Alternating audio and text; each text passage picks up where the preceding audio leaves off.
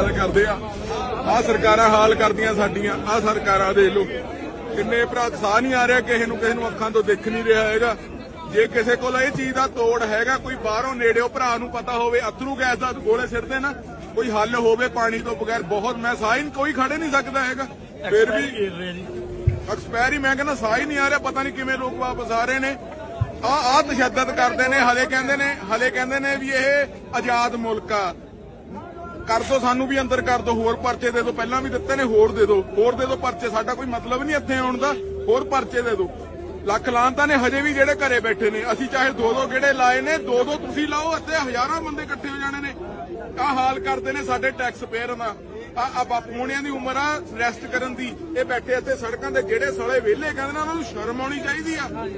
ਕਰੋੜਾਂ ਦੀਆਂ ਜਾਇਦਾਦਾਂ ਛੱਡ ਕੇ ਅਸੀਂ ਇੱਥੇ ਸੜਕਾਂ ਤੇ ਰੁਲ ਰਹੇ ਆ ਹਾਲ ਆ ਮੈਨੂੰ ਪਤਾ ਨਹੀਂ ਕਿਵੇਂ ਬੰਦੇ ਲੈ ਕੇ ਆਏ ਨੇ।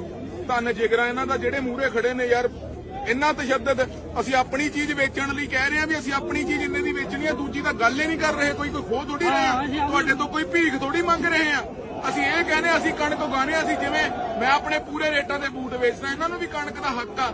ਸ਼ਰਮ ਕਰ ਲਓ ਥੋੜੀ ਜੀ ਤੁਹਾਡੇ 'ਚ ਇਨਸਾਨੀਅਤ ਹੈਗੀ ਆ। ਜੇ ਕੋਈ ਨਹੀਂ ਦੇਖਦਾ ਤਾਂ ਮਹਾਰਾਜ ਦੇਖਦਾ ਬਸ ਜੇ ਕੋਈ ਨਹੀਂ ਦੇਖਦਾ ਮਹਾਰਾਜ ਦੇਖਦਾ। ਅਸੀਂ ਇਹਨਾਂ ਤੋਂ ਮੁੜਨ ਵਾਲੇ ਨਹੀਂ ਹੈਗੇ ਝੁਕਣ ਵਾਲੇ ਨਹੀਂ ਹੈਗੇ। ਇਹਦਾ ਜੇ ਕੋਈ ਤੋੜ ਹੋਵੇ ਤਾਂ ਜ਼ਰੂਰ